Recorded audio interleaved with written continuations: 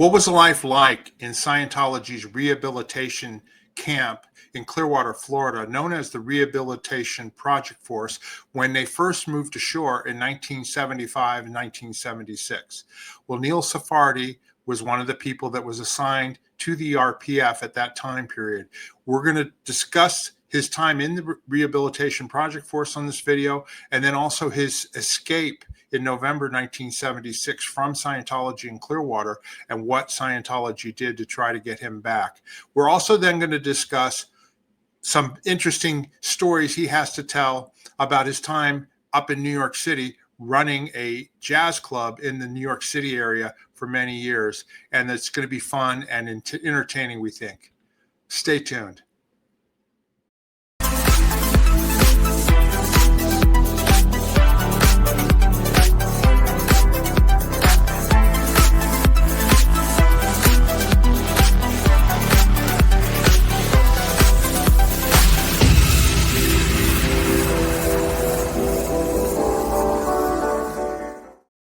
Hello, everybody. Welcome to the channel, Scientology Peeling the Onion. My name is Mark Fisher, here with Janice Gillum-Grady. How you doing today, Janice? Good, Mark. Good day, everybody, and welcome.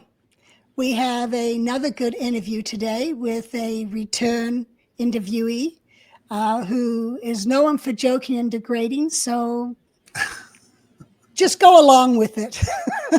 Yeah, and we're going to talk to him about, his eventually going to the Rehabilitation Project Force and then leaving and escaping from Scientology, as well as more about his music with L. Ron Hubbard and celebrities and that type of thing. So without further ado, let's bring on Neil Sarfati. Hey, Neil, how you doing? Hi, guys. Hey, Neil. Mark. Looking good. Thank you. All right, we were going to start off with, you said that, towards your end of the time in the Caribbean, right? When I was the end of you started doing, L. Ron Hubbard was paranoid to the nth degree. So he was positive that Guardian's office, Bob Thomas and the rest of the crew were ready to take over Scientology. So that's Mary Sue's group. So we got a class 12 auditor that was going to go with. So Mary Sue asked me, I need you to go with him because you know the guys in the Guardian office. You be the comic relief to distract them. We're going to send the class 12 there to go through their folders and find out where the enemy is. And the excuse was the class 12 was coming over to get them ready for some fantastic auditing just for the Guardian's office. So this mission was run totally by L. Ron Hubbard. It wasn't run by, and I was besides the comic relief, I was the one handling the codes. So, and we couldn't use the telexes in the Guardian's office because this is a secret mission. And right. I knew Bob Thomas, and I knew Artie Marin and all the rest, and the B1 guys. So the class 12 was going through all their folders, and then I'm distracting them with just hanging out with them, and they knew me. We get back to the ship, and it's a failed mission because there was nobody there ready to take over to Scientology. That was a lie. But he was so positive. So he says, well, you always got to look at the top. That's where the problem is. I went, I'm going, well, you're the top. Why? When was this? Do you know what year this was? This was 1975, right before we went on to the land base. So this is after Bob Thomas being one of the very first people on the RPF. No, that's why he's on the RPF, because Hubbard said he has to go. So they brought him to the ship. No, this is already the RPF was going on. But he went there. As a matter of fact, Mike Render talked to he and I talked about it on a show when he did. And he just was there chipping the rust off the ship and stuff like that. Yeah. So Hubbard blamed Bob Thomas for no reason. I'm not saying Bob was innocent or whatever, it's just not that. So So that was a strange mission that he did. And then, of course, later on, I went into the RPF because I went to visit Chick Corea, who's an old friend of mine. I think, just visiting my parents, and Chick called me up and said, geez, he found out where I was and says, I need to see you. So I went to see Chick, and he was doing the Return to Forever gigs. And it was was this when you were in LA on the mission? No, this is in New York. Oh, okay. LA So mission, this is just on vacation. Yeah. Yeah, we had moved to shore already. We'd moved to land, so we were in Clearwater. I went up to see Chick. I wasn't married anymore to Mo. So Chick calls. I went to Chick, and he asked me some advice about what things. And I, of course, being in Sea Org, I had no more clothes, no money. He says, "What can I do? Can I at least buy you a plane ticket home?" I said, "Yeah." He says, "What about clothes?" He had these corduroy pants that fit me. He says, "Have the corduroy pants." So they found out that he gave me the corduroy pants, which is the reason I went to the RPF. Oh, because he was being generous because there was no money in the Sea Org. Right. But I'm not supposed to accept anything. So there I am in the RPF going, holy shit, how'd that? So, I had a gold Rolex that was in my watch, and you become fair game in my room at the Fort Harrison. So someone stole my gold Rolex. So what, so can you describe? This is in Clearwater. You went to the rehabilitation project course, right? Can you describe the conditions? What were they like in 1975 or 76? Oh, sorry. This is the first RPF on land. So they put us in the garage. And there was a 3-story car garage. Yeah, like a open, like a car park. Yeah. Well, the car park. As a matter of fact, I'm selling sneakers for that, bronze sneakers. So there we are. We're in the car park, eating leftovers. There's 50 of us, and the camaraderie is there. And finally, and I knew I gotta escape from this. I knew it. So in time, I hid clothes behind a dumpster. Now, this is about 4 months in, and I'm about to graduate from the RPF. I figure, well, I can get out from doing that. But no, the RPF became this insanity of years. Like we talked about earlier, it was originally only supposed to be a couple of months, rehabilitate, get the guy or gal out of there. But no, this has been now becoming totally insane. So I planned my escape. My escape was simple. I hid my clothes behind a dumpster at 2:00 yes. Did you have your Chick Corea pants included with those clothes? Yes. Okay, good. But I couldn't take them with me because I just needed what I could take. So I had a shirt, a pair of pants, and a jacket. So, okay. Neil, can you describe more the conditions in the RPF in Clearwater when it first started? Yeah. And also, what kind of work were you guys doing? I mean, go into more detail about that. Well, I became a really good toilet cleaner with a toothbrush. And I'm selling gold lame toilet brush toothbrush. I'll show you that later. And that's what we would clean toilets, and we would run everywhere. It was so exciting. It was thrilling. I went down to 110 pounds because we would run around the garage. I don't know what you call it, the circular driveway. Yeah, like the spiral car. Like a car goes up and down. Yeah. So and we all smelled beautifully. We were really just, and the food was absolutely fantastic. Very, very, very chic food. Leftover crap. And so that's our daily day would be to get up, run, and and get. And you were not allowed to use any equipment, right? So how did you vacuum a floor? I don't remember. Chicken picking. Oh, that's right. Oh my God. Chicken picking means you're lying there and you're picking up little things. It was great. It was really, and then you'd see somebody, and they'll go. Yeah. People didn't like to look RPFers in the eye. Because they figure if they look at the RPF, they're going to go on the RPF, which later on they're probably true. So here's this prison camp that we're in, right? and there's 50 of us. This insanity of, and this is one of David Miscavige. His first mission was to the RPF. It was a failed mission, which I found out from Janice. But I knew, I said, what is this fucking crazy guy doing? He doesn't know shit. How do I know that he become the world leader, And he was the one that evolved it worse and worse as he had more power. So there I am, ready to escape. It's 2:00 in the morning. Charlie Rush, my old buddy, the late Charlie Rush, was on the door, blocking, and you couldn't get out because he was the guard dog.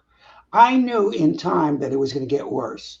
And if you understand the Sea Org, everything would evolve worse than worse than worse than worse, which later on it became with barbed wire and all that crap, So I knew that I better escape now. This is November 1975. So I get to the door. I said, Charlie. No, it had to be 76. Had to be 76, right? Oh, 76. Excuse me. You're right. Yeah. November 76. So we'd been there a year. Yeah. Yeah. So I was there, So I get to Charlie and I said, Charlie, I got explosive diarrhea. It's going over me. I got, Charlie. And Charlie was a heavy sleeper, and I knew this. So so Charlie, you got to let me go to the bathroom outside, because there was no bathroom in the garage. So as soon as I got out, I ran down to the dumpster, put on my clothes, hopped the wall, which I actually did, and found a phone, called a taxi. Taxi took me to, I'm not sure if it was St. Pete or Tampa. I think it was St. Pete, the bus terminal. No buses are leaving, and I'm shitting a brick, but really shitting a brick, but not that way.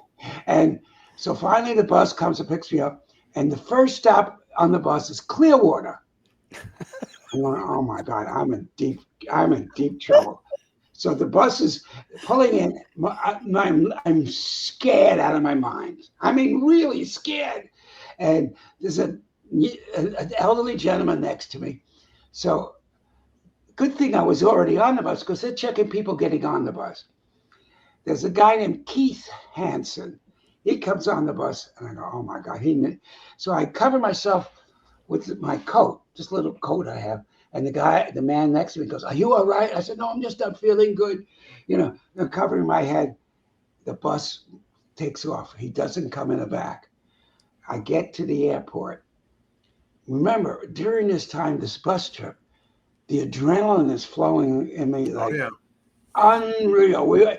Anybody who's escaped that insanity knows that adrenaline rush. Yeah. I think I've made it. So I get to the airport.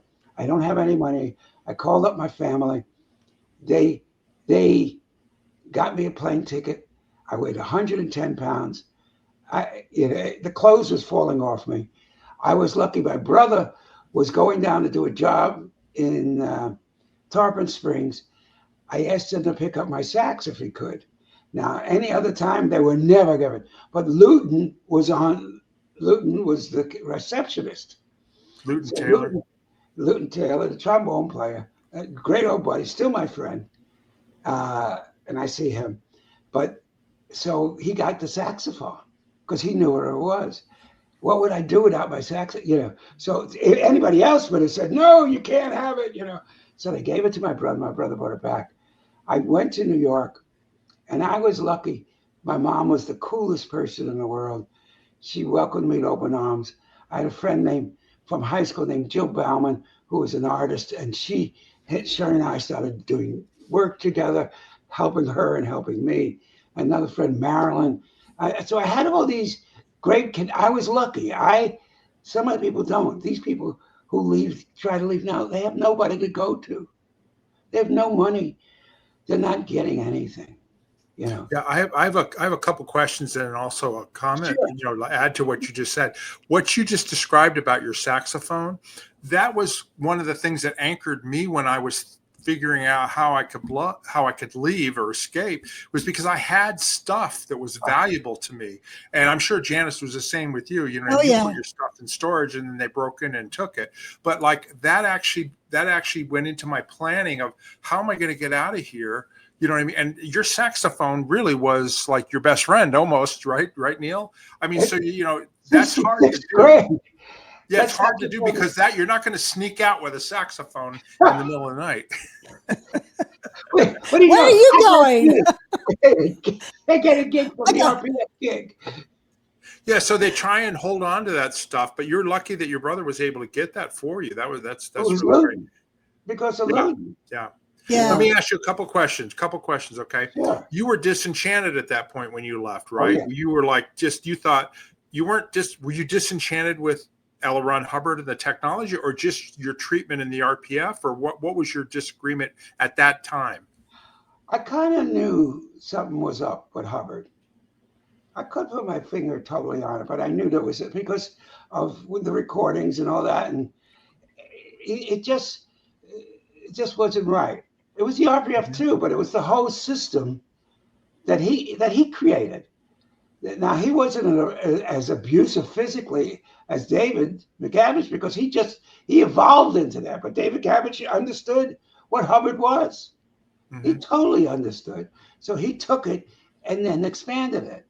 And that's what people need to understand, that he has just evolved into this. He's not a bright guy. David McCabbage is just not a bright guy. He just understood evil and took that evil to himself. The other question I wanted to ask you is, what at that time, what was your goal in terms of like, okay, I'm going to go to New York and be with my family, or like, did you have any, like, what am I going to do next, that type of thing? No, I just wanted to get out of there.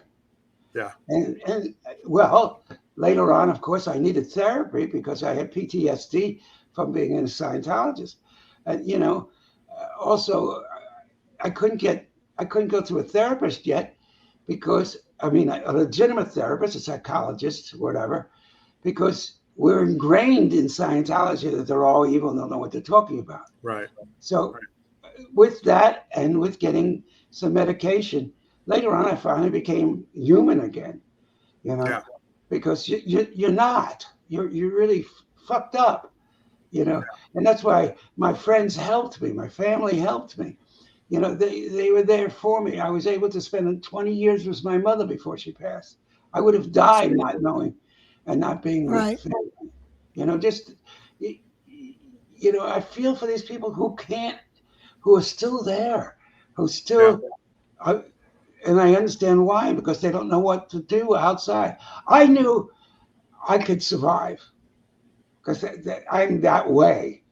And I already been in the business. I wasn't like born into it like Janice, which is terrible. You know, I mean, she had to create herself. I never left early because what would I do? And where would I go? And, you know, if I went to my mother, I'd be off purpose and she'd be, you know, ethics handling me and making me stay, you know, and it's like, so what do I do? When I did go, I went to my brother, but I hadn't seen him in 8 years. Oh, really? I didn't know that he left. Yeah. Yeah, he left 8 years before I did. Wow. And so that's when I finally was like, okay, you know, here I am pregnant and I got nothing except at least Paul was coming with me. And we went to my brother. And then Terry was out too, like about 6 months before that, right? Yeah, Terry and Fernando had left, about 6-7 months before me. Yeah, like in the winter time that year or whatever. Yeah. Yeah, was this in January. Was your brother living in Las Vegas? No, my brother was in California. Okay. And then when Terry and Fernando left, they went to Florida to Fernando's family because Terry had nowhere to go. And so when Paul and I left, it was like, where do we go? And I got a phone number from my dad and an address. And so we went and we got a map and we, you know, the paper maps you get from gas stations. The gas station map. Yeah, No GPS. Yeah, right. I used to be pretty good with those maps, you know. Yeah. Neil, let me ask you another question. When you did escape and get to New York, did they try to recover you or somebody come after you? Yeah, could you talk about that? Well, they found me, of course, you know, and I got a call on the RPF. I was friendly with Sandy Ferreira, who at that time was not anymore. So they must have picked up on that in a session because I thought she was cute and and stuff like that. Who is this again? Sandy? Sandy Ferreira was on the RPF. She was married to Craig Ferreira, who was a guitar player in the band, who now has a business in Florida, a consulting business to healthcare professionals. But they never mentioned Scientology or L. Ron Hubbard. He made millions doing this, teaching CEOs using L. Ron Hubbard tech, but never telling them that. So that's his gig. So she hit the RPF for whatever. We always call it hit the RPF. I don't know why we called it that. It was, did you hit the RPF? Yeah, I hit the RPF. That's right. She calls me up, and I know, after knowing the Guardian's office and all that, I knew the host, what they would do. So she calls me up, oh, hi, we miss you. I miss you, and all that. I said, well, that's nice. Are you coming back? Hell no. And so it went on, and I knew they were listening to it and all that. I said, I'm not coming back, and that's it. And see ya, But later on, So the they- GO contacted So they me only had Sandy? Oh, the GO contacted you. Okay. when I was running the jazz club, which is later on, they came into the world of me. Okay. So what happened was, I guess you want to know, after I finally had different jobs, my mother had great connections. We had no money. I had a great stepfather. So they watched. So she had this friend named Evelyn Steiner. Her son is Brandon Steiner, who's very famous as Steiner Sports Memorabilia, became a multimillionaire. So his mother was absolutely a character. So she kept on finding jobs for me. So I was lucky there.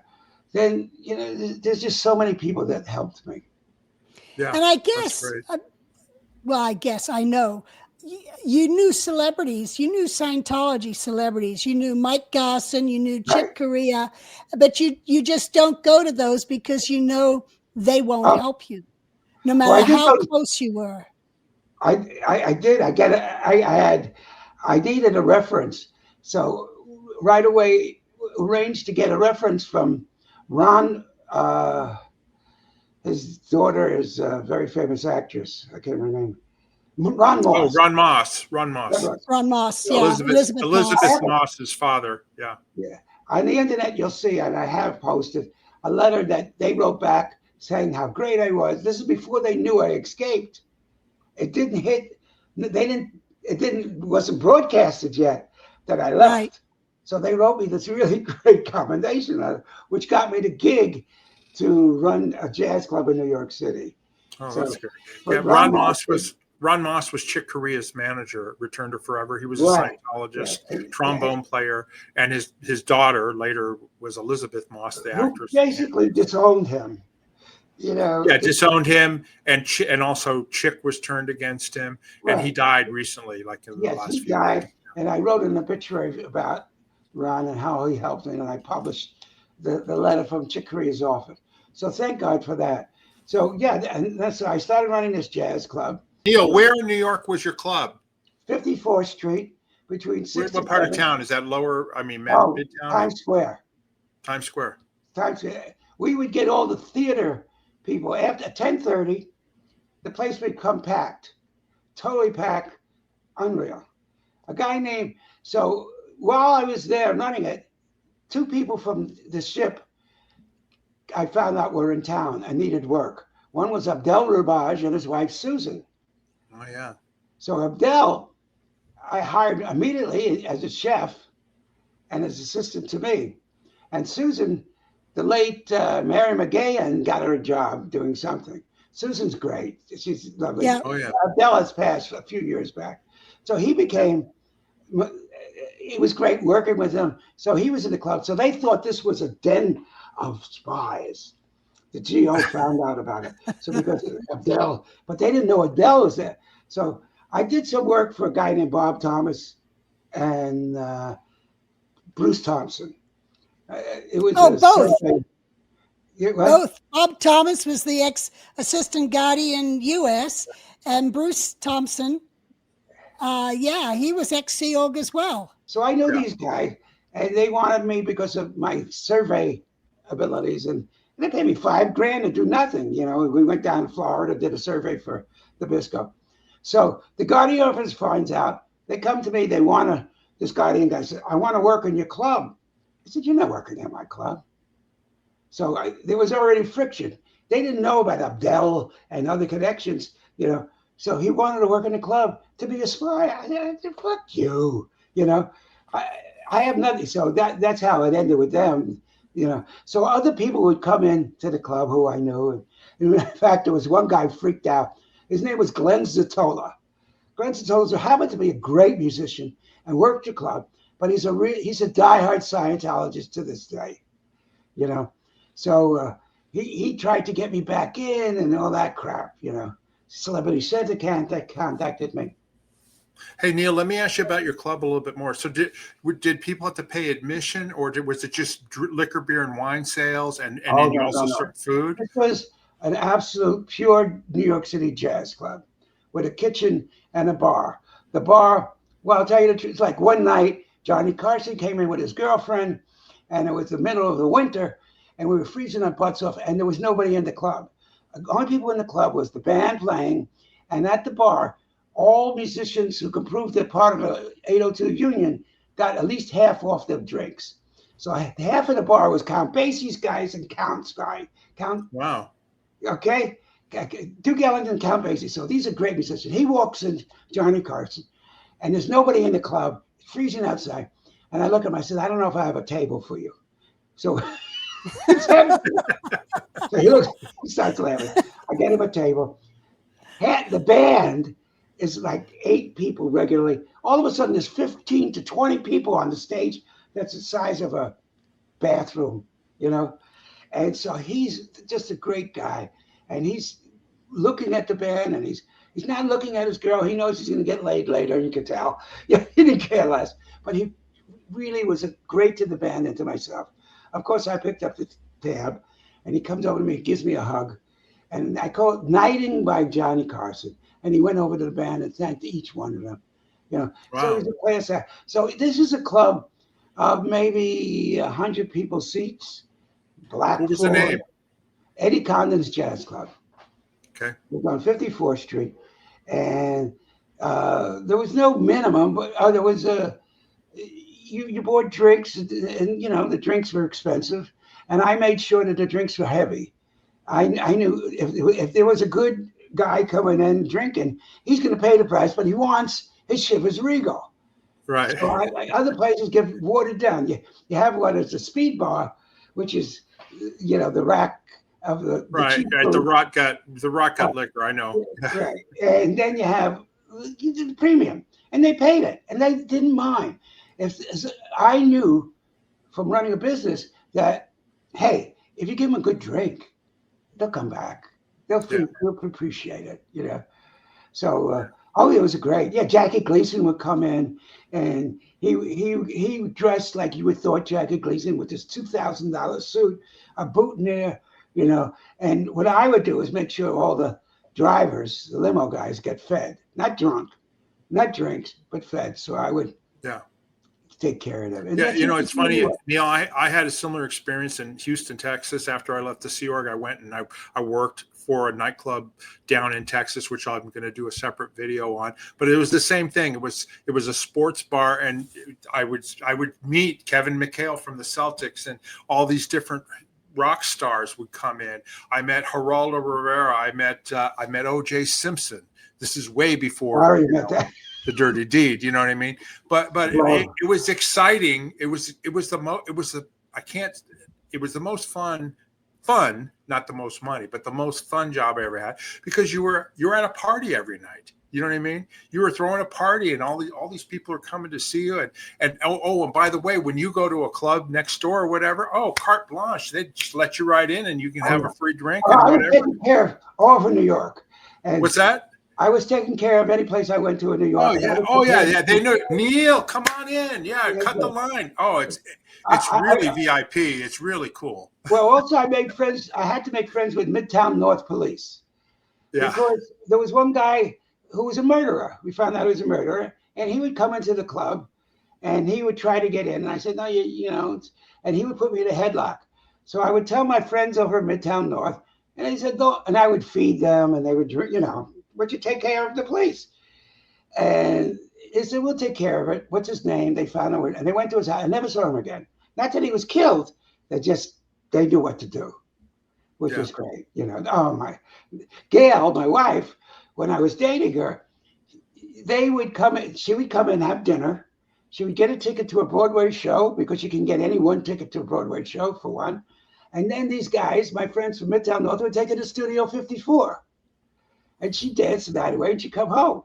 You know, it was an unbelievable, wonderful time of my life. And that's where my wedding was. My wedding had a whole bunch of great celebrities. I had Jill Goodman there, had Merle Goodman there, of course, Abdel, others, Ira Chaliff was at my wedding. You know, all these SPs. It was great. Yeah, just so the audience knows, Jill Goodman and Merle Goodman, they were Sea Org members on the ship. Jill actually was my cabin mate for years. She was another Commodore's messenger. Yeah. Oh. So, and then who else did you mention? Oh, Ira Chaliff. He was he was the commanding officer of the American Saint Hill organization. For a long time. Yeah, for a long time.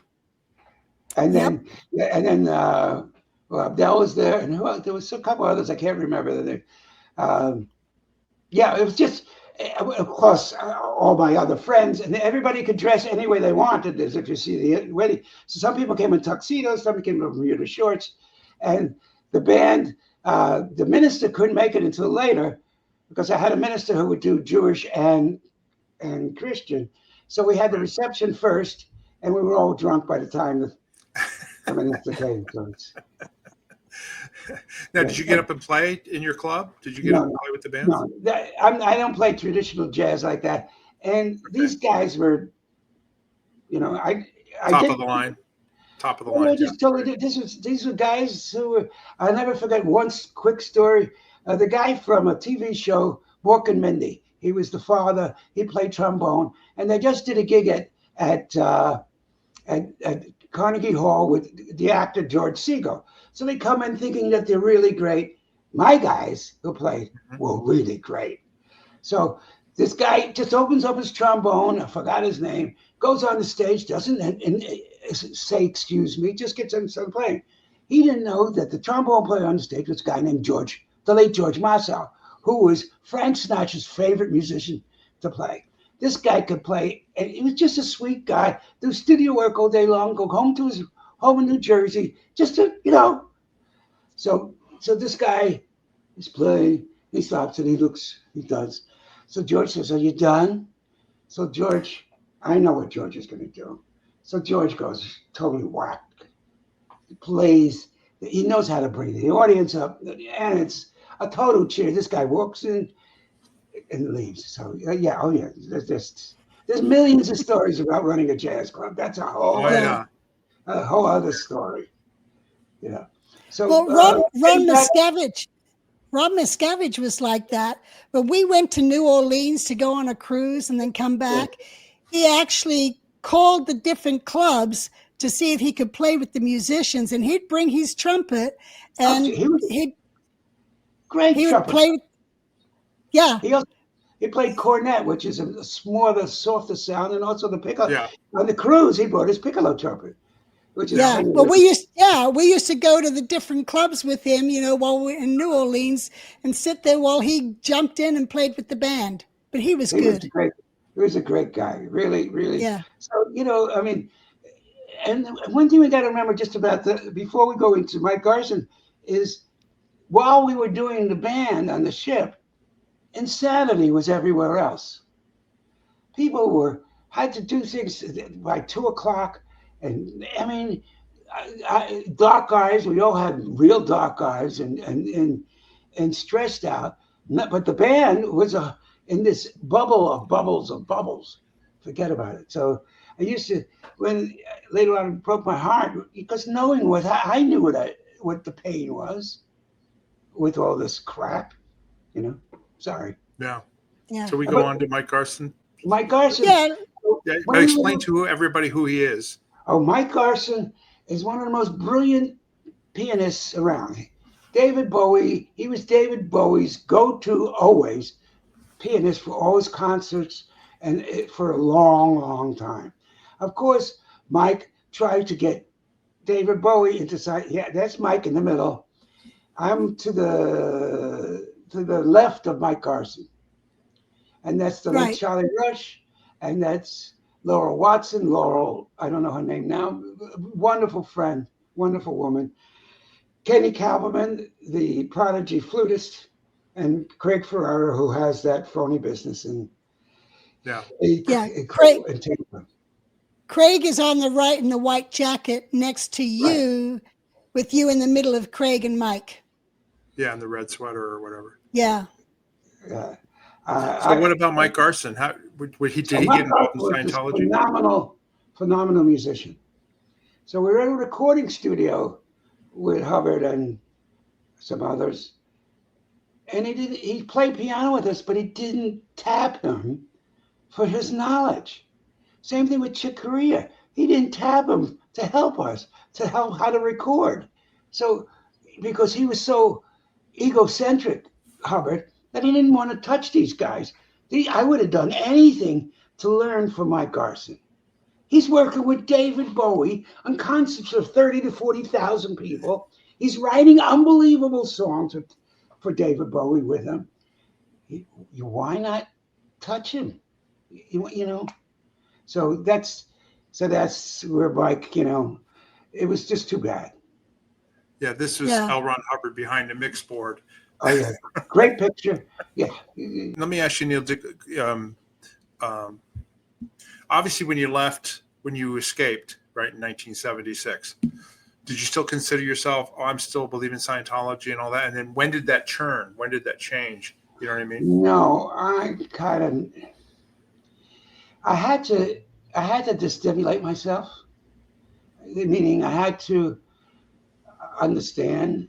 Yes, to a certain part, I still believe this. Peeling the onion, as we say, peeling the onion. Right. And I remember at the time I left, there was no internet. No. There was nothing. There was nothing there. There was nobody to really talk to.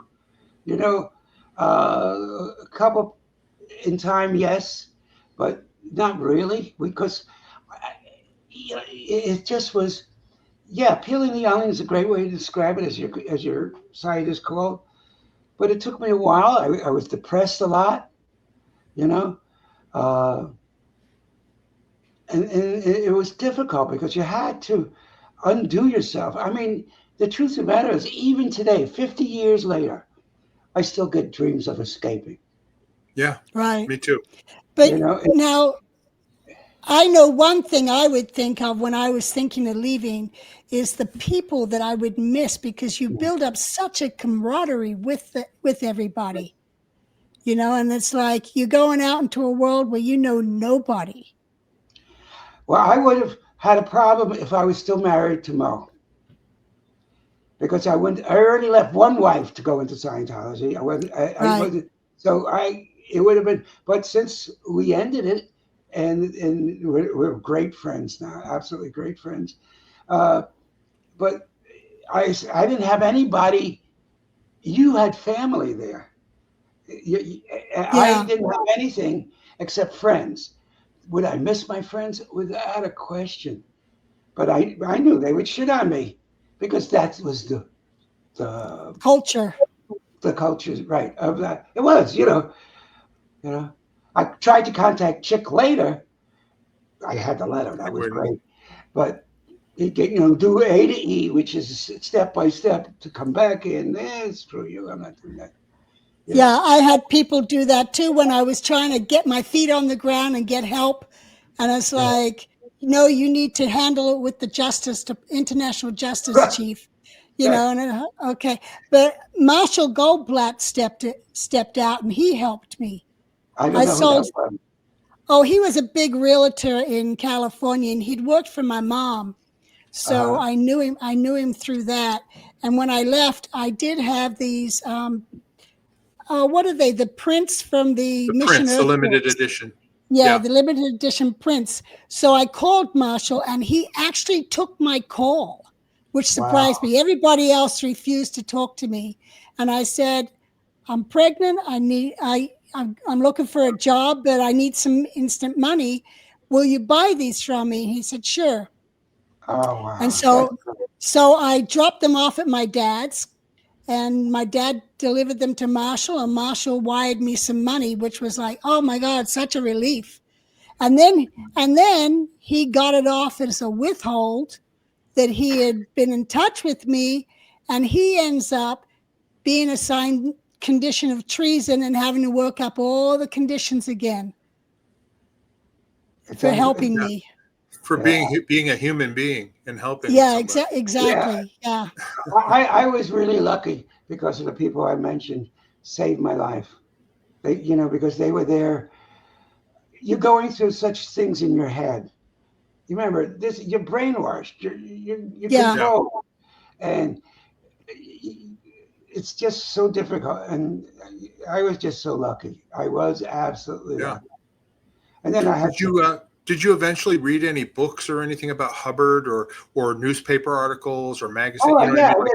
Like, will you actually learn stuff that you didn't know? I got all the books up here, from Janice's book to everybody in the world. I got 3 books from Mike Rinder. He signed. He said, "No, you got to have them. I want to sign one for you." I said, "Okay." So, everybody. I got Leah Remedy's book. Oh, no. Ron Miscavige's book.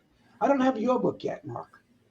No, I don't. This is my book doing these shows. But I meant like back then, back in the 70s or 80s or whatever, because there wasn't a lot of books then, but there was a few newspaper articles like in the LA Times and the Time magazine article. Oh, yeah, I read all those. Every single one of them, but also I read the book from Scientology Scandal.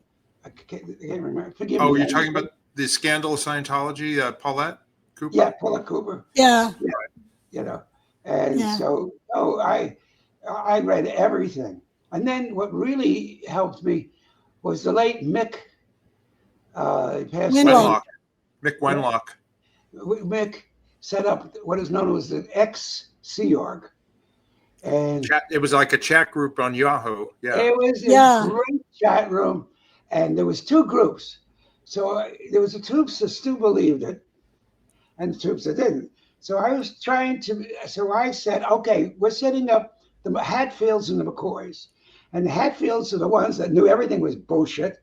And then the McCoys still believed that the OT levels were going to, and that it's miscap, So we even had a meeting in Colorado of the Hatfields. And it was a great bunch of guys and gals, So we would go there. I should mention, that Janice found the group too. Janice, I remember that Annabelle Farrell is the one who turned you on to Mick Wenlock's XSO group, because you then contacted me saying, hey, there's this group and maybe we should get in there and we can start commenting. And that's when we first started actually communicating and actually reconnecting with a lot of former Sea Org members, because the internet was just sort of going, but we didn't, other than the people that came to work for, here in Las Vegas. Janice had some connections, but then we started reconnecting with a lot of people through that group, right, Janice? Yeah, a lot of people. Kathy Karataki. And so many, it was really the start of us being able to communicate with each other. Yeah. Well, around that time, I mean, that's when you and I got back in touch. Yes. And then I ended up going to New York, and you and me and Susie and Murdoch and Annabelle. That was at my house. And it was even Ken Urquhart was there. Ken Urquhart was there. That's right.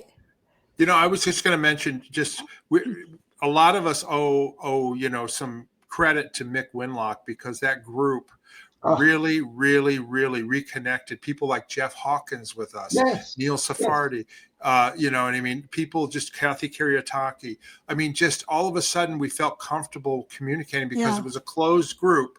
It eventually got infiltrated by OSA, but it was a closed group. Oh, it did. And Rob Williamson, I mean, all these people, and then Holly and Carl Carlson. Carlson, and we all connected. Yeah, and then in 2006, Mick and his wife Nancy came to Vegas and for on vacation, and then a bunch of them came, and I took them all out to dinner and stuff. And that's when, Osa was after us, and the whole mofo Mark stuff happened after that, because, oh my God, Mark is, communicating with these people. Anyway, but yeah, Mick Wenlock, unfortunately he passed away a few years ago, but really, really intelligent guy. I mean, the conversations and his postings you had to really read them, because he was very deep and very, very smart about things, That I was able to put that together and guide all of us that was a real major change for what we are today as friends and understanding each other. It's just, I give him a lot of credit, and Yeah. And it's funny too, because when he was in before the Sea Org, he was a biker. He was a roughneck biker dude. Hells Angels. Yeah, from Scotland or whatever. Yeah. And then he got in the Sea Org, and then he was Guillaume Lesevre's right-hand man in Europe, opening up organizations all over Europe in the late 70s or early 80s. Yeah, he was the deputy commanding officer for Europe. And then he also worked in Division 6, and he did all this stuff. And then, of course, unfortunately, he left because, they had a son who they took care of, Sean, that's an amazing story, which we don't need to get into here. But anyway, they kicked him out because of him and his wife out. Is that what they did? They kicked him out because Sean? It's horrible. Well, it's Sean horrible. has disabilities, and they didn't want to take care of him. Well, Sean was deaf, blind, and blind, and couldn't speak, mute. Right. Yeah. Right. From birth. Yeah. Well, that's because Nancy got German measles while she was pregnant, apparently. Right. And Sean lived into his 30s, I think, and they took care of him 40s. every day.